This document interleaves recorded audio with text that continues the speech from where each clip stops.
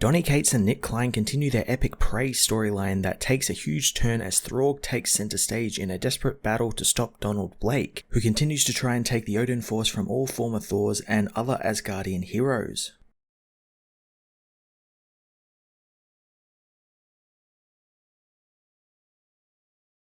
For the second time this week, Donny Cates has absolutely stunned me with how epic in scale he can make his stories and how well he handles huge story twists. I really did enjoy how most of this issue was Throg and Lockjaw absolutely punishing Donald. Donny's action writing is so damn fun and has some really creative streaks in it, like Donald swallowing the hero only to have him burst from his mouth in a bloody, teethless mess. It was brutal, bloody, and overall fantastic. I did enjoy that Donald is still being written as a somewhat sympathetic villain that you can understand why he is doing this, but now it's all beginning to unravel and he's straying into full unhinged madman status. The huge ending now makes a lot of things in the book make sense, so much more, like why Thor hasn't been able to contact the kings in Donald's prison. But regarding the ending, I won't spoil it since it's something you have to experience yourself.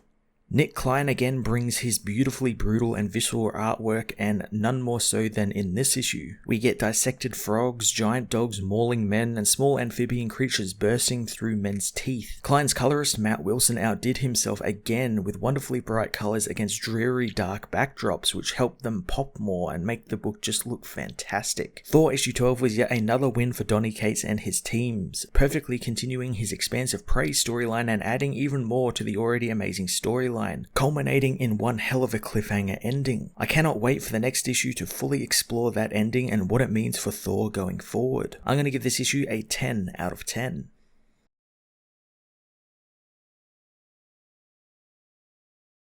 Thor issue 12 details the story of Simon Walterson, a mere mortal who was transformed into Throg, the Frog Thor, who protected his pond kingdom and even the fabric of reality while teaming with the secret order of pet avengers. The story ends mourning the hero, asking that he may rest in his song sung in every heaven, that is, on the day that he dies, but that day is not now. Throg meanwhile throws Donald through a school, knowing why the villain hurts him, and he will answer for wearing the face of a stolen friend. He tells him to stand down, but Donald tells him to fight on. Throg obliges him, having Lockjaw attack the villain, but Donald teleports them elsewhere with the Bifrost, leaving Lockjaw behind. Donald thinks that they are alone, but Lockjaw soon appears, so Donald again teleports over and over, yet Lockjaw still follows. Throg soon attacks, but Donald grabs the little being, swallowing the frog whole as Lockjaw arrives. Donald wonders if the being knows what happens to rabid dogs, knowing they go and see the doctor and never come home. Suddenly Throg shoots out of Donald's mouth, destroying his teeth and jaw in the process before slamming his hammer into his gut. Throg tells Lockjaw to kill, so the dog bites down on Donald's arm, tossing him around as Throg says that he's got no more words for the villain, so his hammer will do the talking. He smashes Donald in the face with the hammer, downing the villain with a lightning blast. Throg tells Lockjaw that they can't eat him yet, since they need to assume the man is behind the recent slayings of Thor folk and the trouble in Asgard that the Chaos God spoke of. Lockjaw thinks that they should interrogate him, but Throg knows that this is beyond their skills, so he will need to contact a certain doctor to help. In New York, Jane knows Donald cannot be the one behind this, but he knows he can't be anyone else. She knows they need help and need to find Thor, so she contacts Tony Stark, who doesn't use the number she has anymore. She knows that the doc will know what to do as Throg crashes through the window beside her, telling her to run. Lockjaw is soon dumped onto the being as Jane finds Doctor Strange's sanctum has been invaded by Donald. Jane shifts into Valkyrie, racing to Stephen's aid, much to Donald's surprise. Donald throws the weakened sorcerer at Valkyrie, taking his leave as the sanctum burns. Jane asks Stephen what the hell is going on, so Stephen says that he couldn't stop the man, not understanding what he's become. Stephen knows that he is hunting Odin magic and killing the owners for it, and when he discovered the same magics in Stephen, Donald came for him and he saw the truth. Stephen says that he's not going to kill anyone anymore since he's heading for the source. Valkyrie is shocked to learn that Donald knows where he stole it from, as at the World Tree, Donald angrily cuts the tree down, spilling its magical sap everywhere and hoping his father can see him now. The sap drips down into the world below, covering Thor, who proclaims Donald will pay for what he has done to Yggdrasil and him. Valkyrie calls in Mr. Horse, telling Stephen, Throg and Lockjaw to stay and find Thor. Lockjaw has a brief standoff with Mr. Horse, having recently fought one another, but Throg calms them down as Jane takes her leave. Stephen tells her that she can't face him, but Valkyrie says she won't be doing it alone. own. Worlds away, Valkyrie arrives at a bar, kicking in the doors, knowing the man inside doesn't like her, but he needs to find his way out of the bottom of his cup since she's done dealing with his arrogant children. She tells the man to sober up or she'll make him, since people are dying and his son is in trouble. The man is revealed to be a very drunk Odin, who Valkyrie knows is time he cleaned up his own mess.